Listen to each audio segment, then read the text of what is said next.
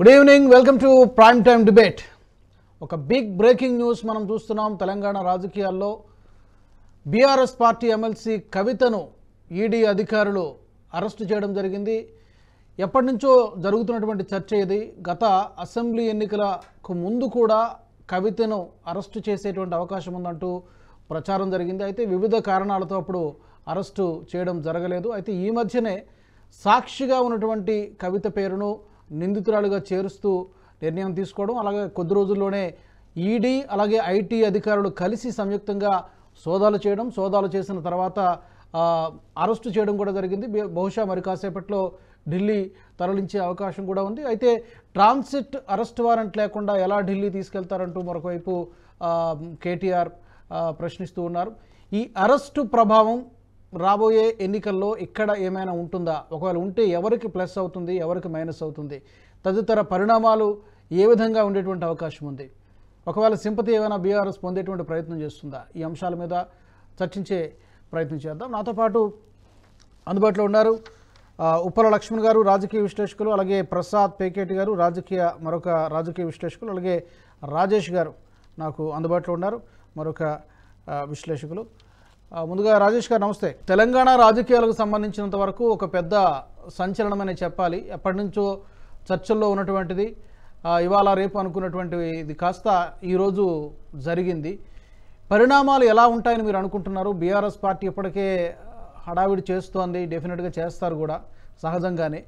ఇది సుప్రీంకోర్టుకు అసలు అరెస్టు చేయమని మాట ఇచ్చారు, ఎలా అరెస్ట్ చేస్తారు, అసలు ట్రాన్సిట్ వారెంట్ లేకుండా ఎలా, రకరకాల ప్రశ్నలు వాళ్ళు సంధిస్తూ ఉన్నారు. మీ అబ్జర్వేషన్ ఏంటి? ఎలా ఉండబోతున్నాయి పరిణామాలు? యాక్చువల్ గా ఈ కేసులో ఎప్పుడో అరెస్ట్ కావాల్సిందండి. మనీష్ సిసోడియా అరెస్ట్ అయినప్పుడే కవిత కూడా అరెస్ట్ కావాల్సింది.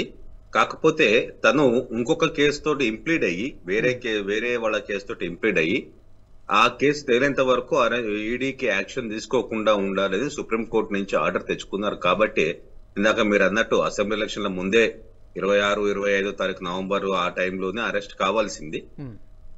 కాకపోతే అప్పుడు సుప్రీంకోర్టులో కేసు పెండింగ్ ఉన్నందువల్ల అరెస్ట్ చేయలేకపోయింది. ఇప్పుడు ఇవాళ కూడా కేసు ఉన్నది, యాక్షన్ తీసుకోకూడదు అని ఇంకో పిటిషన్ వేయటం జరిగింది కవిత గారు. అయితే దాన్ని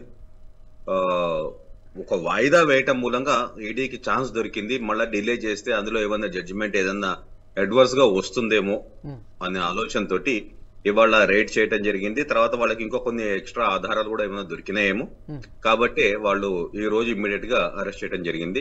ట్రాన్సిట్ వారెంట్ ఇవన్నీ కూడా technical things that they will get it any time. Yeah, correct. Okay.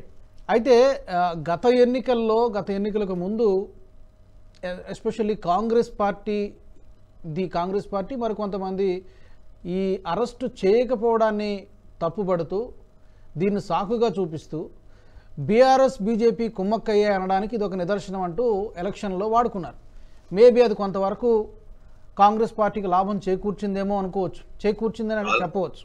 అది చాలా లాభం చేకూర్చిందండి కాంగ్రెస్ కి. ఎందుకంటే ఒక మంచి వాదన తీసుకురావడం జరిగింది. అట్లానే మీరు తెలుగు మీడియా చూసినప్పుడు కూడా, తెలుగు మీడియా అంతా ఎవరి చేతిలో ఉండిందో, they have used it against BJP.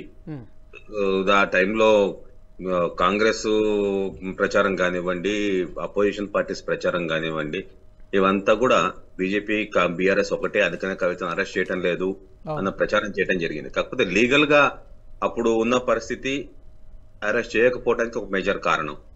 దాన్ని వీళ్ళు కరెక్ట్ గా బీజేపీ వాళ్ళు సరిగ్గా చెప్పలేకపోవటం మూలంగా ఆ నెగిటివ్ పబ్లిసిటీ అనేది బాగా ఎక్కువ జరిగింది.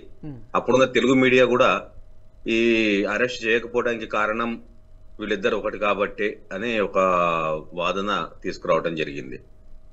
మరి ఇప్పుడు వాళ్ళు ఏమంటారో చూడాలి. ఈ వీడియో మీకు నచ్చినట్టయితే లైక్ చేయండి, 10 మందికి షేర్ చేయండి, అలాగే కామెంట్ల రూపంలో మీ అభిప్రాయాలను మాతో పంచుకోండి. Nationalist hub group of channels ను సబ్స్క్రైబ్ చేసుకుని తెలుగునాట జాతీయవాద జర్నలిజాన్ని ప్రోత్సహించండి. ఈ వీడియో కింద ఉన్న బెల్ ఐకాన్ పై క్లిక్ చేయడం మర్చిపోవద్దు.